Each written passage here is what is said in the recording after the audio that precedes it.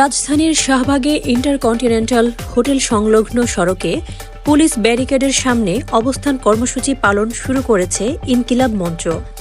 এ সময় পুলিশ সংগঠনের নেতাকর্মীদের উপর হামলা চালায়।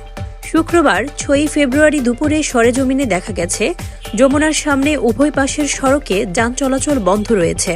হোটেল ইন্টারকন্টিনেন্টাল মোড়েও পুলিশ ব্যারিকেড দিয়েছে। আইনশৃঙ্খলা পরিস্থিতি স্বাভাবিক রাখতে ঘটনাস্থলে পুলিশ সদস্যরা সতর্ক অবস্থানে রয়েছে।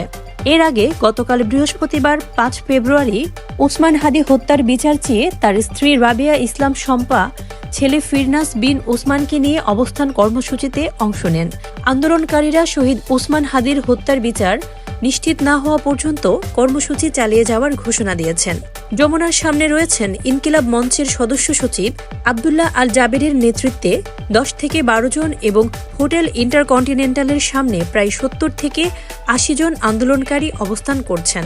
যমুনার সামনে রয়েছেন ইনকিলাব মঞ্চের সদস্য সচিব আব্দুল্লাহ আল জাবেরের নেতৃত্বে 10 থেকে 12 জন এবং হোটেল ইন্টারকন্টিনেন্টালের সামনে প্রায় 70 থেকে 80 জন আন্দোলনকারী অবস্থান করছেন।